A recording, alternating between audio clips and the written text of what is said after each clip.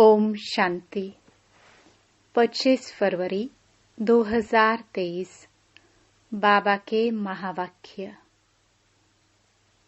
मीठे बच्चे, श्री श्री की श्रेष्ठ मत पर चलने से ही तुम नर से श्री नारायण बनेंगे। निश्चय में ही विजयी है। प्रश्न: ईश्वर की डायरेक्ट रचना में कौन सी विशेषता अवश्य होनी चाहिए? उत्तर: सदा हर्षित रहने की। ईश्वर की रचना के मुख से सदैव ज्ञान रतन निकलते रहें। चलन बड़ी रॉयल चाहिए। बाप का नाम बदनाम करने वाली चलन न हो। रोना, लड़ना, झगड़ना, उल्टा सुल्टा खाना, यह ईश्वरीय संतान के लक्षण नहीं। ईश्वर की संतान कहलाने वाले अगर रोते हैं, कोई अकर्तव्य करते हैं, तो बाप की इज्जत गवाते हैं। इसलिए बच्चों को बहुत बहुत संभाल करनी है। सदा ईश्वरीय नशे में हर्षित मुख रहना है। ओम शांति। बच्चों का मुखड़ा देखना पड़ता है। यह कोई साधु संत नहीं, बाप दादा और बच्चे हैं। इसको कहा जाता है ईश्वरीय कुटुंब परिवार। ईश्वर यानी परम पिता, जिनका बच्चा है यह ब्रह्मा। फिर तुम हो ब्रह्मा कुमार कुमारियां। वह है वर्ल्ड का फादर। यूं सारी दुनिया के 3 फादर तो होते ही हैं। एक निराकार बाप, दूसरा प्रजापिता ब्रह्मा, तीसरा फिर लौकिक बाप। परंतु यह किसी को भी पता नहीं है। चित्र आदि भी बनाते हैं, लेकिन जानते नहीं कि यह कब आए थे। शिव का भी चित्र है। ब्रह्मा विष्णु शंकर का भी चित्र है। परंतु वह क्या पाठ बजाते हैं? उन्हों का नाम क्यों गाया जाता है?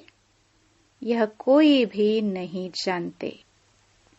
भल बहुत पढ़े हुए हैं, लाखों की संख्या लेक्चर सुनने जाती है, परंतु तुम बच्चों के आगे जैसे कुछ भी नहीं जानते।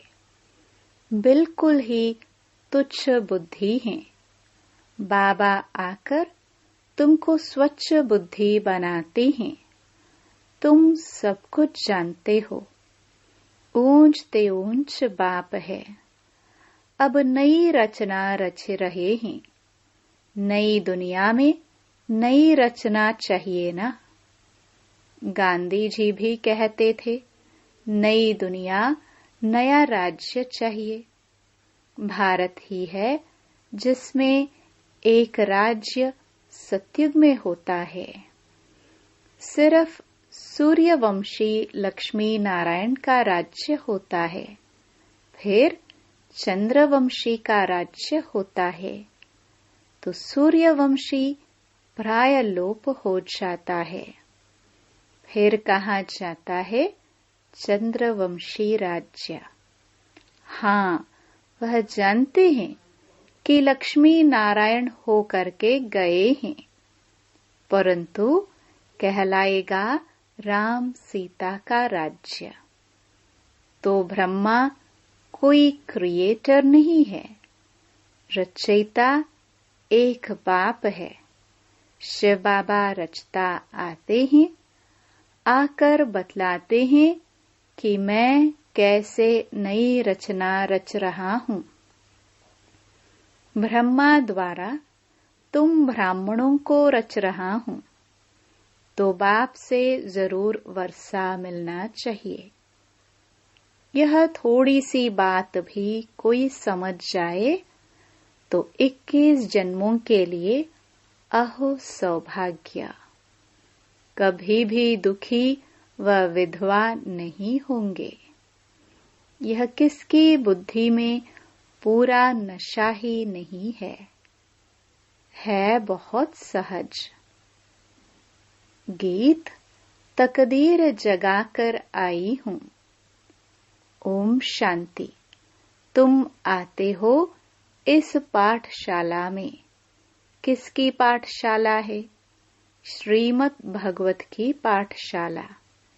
फिर उनका नाम गीता रख दिया है। श्रीमद् श्रेष्ठ ते श्रेष्ठ परमात्मा की है। वह अपने बच्चों को श्रेष्ठ मत दे रहे हैं। आगे तो तुम रावण की आसुरी मत पर चलते आए हो। अब ईश्वर बाप की मत मिलती है। मैं सिर्फ तुम्हारा बाप नहीं हूँ, तुम्हारा बाप भी हूँ, टीचर भी हूँ, सतगुरु भी हूँ। जो हमारे बनते हैं कहते हैं शिव बाबा ब्रह्मा मुख द्वारा हम आपके बन गए। प्रतिज्ञा करते हैं मैं आपकी हूँ, आपकी ही रहूंगी। बाबा भी कहते हैं तुम हमारे हो, अब मेरी मत पर चलना।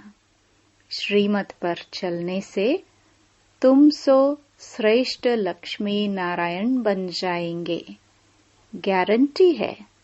कल्प पहले भी तुमको नर से नारायण, नारी से लक्ष्मी बनाया था। ऐसा कोई मनुष्य कह ना सके। किसको कहने आएगा नहीं। यह बाप ही कहते हैं मेरे बच्चे, मैं तुमको राजयोग सिखलाकर फिर से स्वर्ग का मालिक बनाता हूँ। सतयुग है अल्लाह की दुनिया। भगवती भगवान को अल्लाह कहेंगे। इस समय सब उल्टे लटके हुए हैं। चील आकर टूंगा लगाती है ना। यहाँ भी माया टूंगा लगा देती है। दुखी होते रहते हैं। अभी बाप कहते हैं तुमको इन दुखों से, विषय सागर से क्षीर सागर में ले चलते हैं। अब क्षीर सागर तो कोई है नहीं। कह देते हैं विष्णु सूक्ष्म वतन में क्षीर सागर में रहते हैं। यह अक्षर महिमा के हैं। अब मैं ज्ञान सागर तुम बच्चों को स्वर्ग का मालिक बनाता हूँ। तुम काम चिता पर बैठने से जलकर काले बन जाते हो। मैं आकर तुम पर ज्ञान वर्षा करता हूँ, जिससे तुम गोरे बन जाते हो। शास्त्रों में यह अक्षर हैं। सागर राजा के बच्चे जल मरे थे। बातें तो बहुत बना दी हैं। अभी बाप कहते हैं यह सब बातें बुद्धि से निकालो। अब मेरी सुनो। संशय बुद्धि विनश्यन्ति। अब मुझ पर निश्चय रखो तो निश्चय बुद्धि विजयंती। विजय माला के दाने बन जाएंगे। माला का राज भी समझाया है। जो अच्छी सर्विस करते हैं उनकी विजय माला बनती है। सबसे अच्छी सर्विस करने वाले दाने रुद्र माला में आगे जाते हैं, फिर विष्णु की माला में आगे जाएंगे। नंबरवार 108, फिर 16,000 की भी माला ऐड करो। ऐसे नहीं, सतयुग त्रेता में सिर्फ 108 ही प्रिंसेस होंगे। वृद्धि होते माला बढ़ती जाती है। प्रजा की वृद्धि होगी तो जरूर प्रिंस प्रिंसेस की भी वृद्धि होगी। बाप कहते हैं कुछ भी नहीं समझो तो पूछो, हे मेरे लाडले बच्चे, मुझे जानने से तुम सृष्टि झाड़ को जान जाएंगे। यह झाड़ कब पुराना नहीं होता है। भक्ति मार्ग कब शुरू होता है यह तुम जानते हो। यह है कल्प वृक्ष, नीचे कामधेनु बैठी है, जरूर उनका बाप भी होगा। अभी तुम भी कल्प वृक्ष के तले में बैठे हो, फिर तुम्हारा नया झाड़ शुरू हो जाएगा। प्रजा तो लाखों की अंदाज में बन गई और बनती जाएगी। बाकी राजा बनना यह जरा मुश्किल है। इसमें भी साधारण गरीब उठते हैं।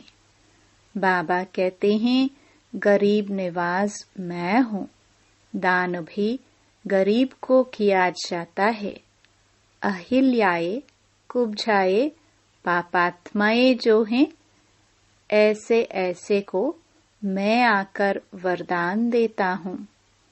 तुम एकदम सन्यासियों को भी बैठ ज्ञान देंगे। ब्राह्मण बनने बिगर देवता कोई भी बन न सके। जो देवता वर्ण के थे वह ब्राह्मण वर्ण में आए, तब फिर देवता वर्ण में जा सके। तुम मात पिता गाते तो सब हैं, परंतु अब तुम प्रैक्टिकल में हो। यह है ब्राह्मणों की नई रचना। ऊंच ते ऊंच छोटी ब्राह्मण, ऊंच ते ऊंच भगवान, फिर ईश्वरीय संप्रदाय। तो तुमको इतना नशा रहना चाहिए। हम ईश्वर के पोत्रे पोत्रिया प्रजापिता के बच्चे हैं। अब ईश्वर के बच्चे तो सदैव हर्षित रहने चाहिए, कभी रोना नहीं चाहिए। यहाँ बहुत ब्रह्मा कुमार कुमारियाँ कहलाने वाले भी रोते हैं, खास कुमारियाँ। पुरुष रोते नहीं हैं, तो रोने वाले नाम बदनाम कर देते हैं। वह माया के मुरीद देखने में आते हैं, शिव बाबा के मुरीद नहीं देखने में आते। बाबा अंदर में तो समझते हैं, परंतु बाहर से थोड़ी दिखलाएंगे, नहीं तो और ही गिर पड़े। बाबा कहते अपनी संभाल करो। सतगुरु की निंदा कराने वाला कभी ठौर नहीं पाएगा। वह समझ लेवे हम राजगद्दी कभी नहीं पाएंगे। तुम्हें तो सदैव हर्षित रहना चाहिए। जब तुम यहाँ हर्षित रहेंगे तब 21 जन्म हर्षित रहेंगे। भाषण करना कोई बड़ी बात नहीं, वह तो बहुत सहज है। श्री कृष्ण जैसा बनना है तो अभी सदा हर्षित मुख रहो और मुख से रतन निकलते रहें। मुझ आत्मा को परमपिता परमात्मा का धन मिला है, जो मुझ आत्मा में धारण होता है, सो मैं अपने मुख से दान करता जाता हूँ। जैसे बाबा शरीर का लोन ले दान करते रहते हैं, ऐसी अवस्था चाहिए। बाबा बाहर से भल प्यार देते हैं, परंतु देखते हैं इनकी चलन बदनामी करने वाली है, तो दिल में रहता है, यह ठौर नहीं पा सकेंगे। बाबा को उल्हने भी मिलते हैं। ईश्वरीय संतान फिर रोते क्यों? अबरू इज्जत तो यहाँ ईश्वर की जाएगी ना। रोते हैं, झगड़ते हैं, उल्टा सुल्टा खाते हैं। देवताए रोते तो भी और बात, यह तो डायरेक्ट ईश्वर की संतान रोते हैं, तो क्या गति होगी। ऐसा अकर्तव्य कार्य नहीं होना चाहिए जो बाप की अबरू गवाए। हर बात में संभाल चाहिए। तुमको ईश्वर पढ़ाते हैं। इस समय तो जितने मनुष्य उतनी मतें हैं। एक न मिले दूसरे से। तो बाप समझाते हैं, यहाँ तुम बैठे हो अपनी ऊंच ते ऊंच तकदीर बनाने। ऊंच तकदीर सिवाय परमात्मा के और कोई बना न सके। सतयुगी सृष्टि के आदि में हैं लक्ष्मी नारायण। वह तो भगवान ही रचते हैं। उसने लक्ष्मी नारायण को राज्य कैसे दिया, यथा राजा रानी तथा प्रजा कैसे हुई, यह कोई नहीं जानते।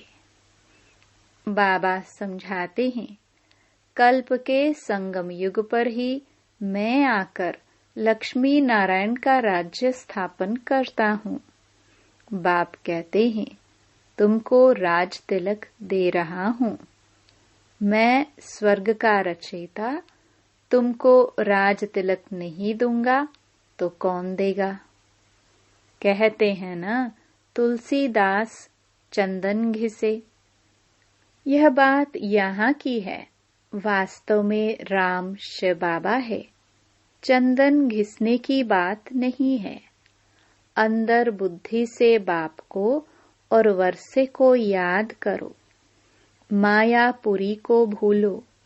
इनमें अथाह दुख है। यह कब्रिस्तान है। मीठे बाबा और मीठे सुखधाम को याद करो। यह दुनिया तो खत्म होनी है। विदेशों में तो बॉम्ब्स आदि गिराएंगे तो सब मकान गिर जाएंगे। सबको मरना है। कीचड़ पट्टी खलास होनी है। देवताए कीचड़ पट्टी में नहीं रहते हैं। लक्ष्मी का आह्वान करते हैं तो सफाई आदि करते हैं ना। अब लक्ष्मी नारायण आएंगे तो सारी सृष्टि साफ हो जाएगी और सब खंड खत्म हो जाएंगे। फिर देवताए आएंगे। वह आकर अपने महल बनाएंगे। बॉम्बे इतनी थी नहीं, गावड़ा था। अब देखो क्या बन गया है। तो फिर ऐसा होगा और खंड नहीं रहेंगे। सतयुग में खारे पानी पर गांव नहीं होते हैं, मीठी नदियों पर होते हैं। फिर धीरे धीरे वृद्धि को पाते हैं। मद्रास आदि होते नहीं। वृंदावन गोकुल आदि नदियों पर रहते हैं। वैकुंठ के महल वहां दिखाते हैं। तुम जानते हो, हम यहाँ आए हैं नर से नारायण बनने। सिर्फ मनुष्य से देवता भी नहीं कहो। देवताओं की तो राजधानी है ना। हम आए हैं राज्य लेने। इसको कहा ही जाता है राजयोग। यह कोई प्रजा योग नहीं है। हम पुरुषार्थ करके बाप से सूर्यवंशी राज्य लेंगे। बच्चों से रोज पूछना चाहिए कि कोई भूल चूक तो नहीं की, किसको दुख तो नहीं दिया, डिससर्विस तो नहीं की, थोड़ी सर्विस में थक नहीं जाना चाहिए। पूछना चाहिए, सारा दिन क्या किया। झूठ बोलेंगे तो गिर पड़ेंगे। शिव बाबा से कुछ छिप न सके, ऐसा मत समझना। कौन देखता है। शिव बाबा तो झट जान जाएगा। मुफ्त अपनी सत्यानाश करेंगे। सच बताना चाहिए, तब ही सतयुग में नाच करते रहेंगे। सच तो बिठो नच, खुशी में बहुत हर्षित मुख रहना चाहिए। देखो, स्त्री पुरुष हैं, एक के सौभाग्य में स्वर्ग की बादशाही हो, दूसरे के भाग्य में नहीं भी हो सकती हैं। कोई का सौभाग्य है जो दोनों हथियाला बांधते, हम ज्ञान छता पर बैठ इकट्ठे जाएंगे। तुम बच्चे जगदम्बा माँ की बायोग्राफी को जानते हो और कोई 84 जन्म मानेंगे नहीं। उनको भुजाएं बहुत दे दी हैं तो मनुष्य समझेंगे यह तो देवता हैं, जन्म मरण रहित हैं। अरे, चित्र तो मनुष्यों का है ना, इतनी बाहें तो होती नहीं। विष्णु को भी 4 भुजाएं दिखाते हैं प्रवृत्ति को सिद्ध करने के लिए। यहाँ तो 2 भुजाएं ही होती हैं। मनुष्यों ने फिर नारायण को 4 भुजा, लक्ष्मी को 2 भुजाएं दी हैं। कहाँ फिर लक्ष्मी को 4 भुजाएं दी हैं? नारायण को सांवरा, लक्ष्मी को गोरा बना दिया है। कारण का कुछ भी पता नहीं पड़ता। तुम अभी जानते हो, देवताएं जो गोरे थे, द्वापर में आकर जब कामचिता पर बैठते हैं तो आत्मा काली बन जाती है। फिर बाप आकर उनसे काले से गोरा बनाते हैं। अच्छा, मीठे मीठे सिखिलदे बच्चों प्रति माता पिता बाप दादा का याद प्यार और गुड मॉर्निंग। रूहानी बाप की रूहानी बच्चों को नमस्ते। धारणा के लिए मुख्य सार। पहला, मीठे बाबा और मीठे सुखधाम को याद करना है। इस मायापुरी को बुद्धि से भूल जाना है। दूसरा, सर्विस में कभी थकना नहीं है। विजय माला में आने के लिए अथक हो सर्विस करनी है। शिव बाबा से सच्चा रहना है। कोई भूल चूक नहीं करनी है। किसी को दुख नहीं देना है। वरदान,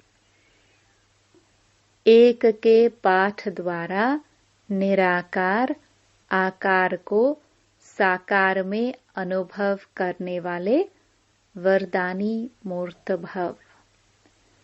सिर्फ एक का पाठ पक्का करके वरदाता को राजी कर लो तो अमृत वेले से रात तक हर दिनचर्या के कर्म में वरदानों से ही पलते चलते उड़ते रहेंगे।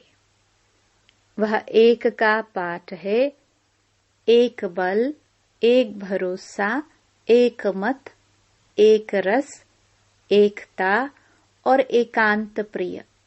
यह एक शब्द ही बाप को प्रिय है। जो इस एक का पाठ पक्का कर लेते हैं उन्हें कभी मुश्किल का अनुभव नहीं होता। ऐसी वरदानी आत्मा को विशेष वरदान प्राप्त होता है, इसलिए वे निराकार आकार को जैसे साकार अनुभव करते हैं। स्लोगन, किसी से किनारा करके अपनी अवस्था बनाने के बजाय सर्व का सहारा बनो। ओम शांति।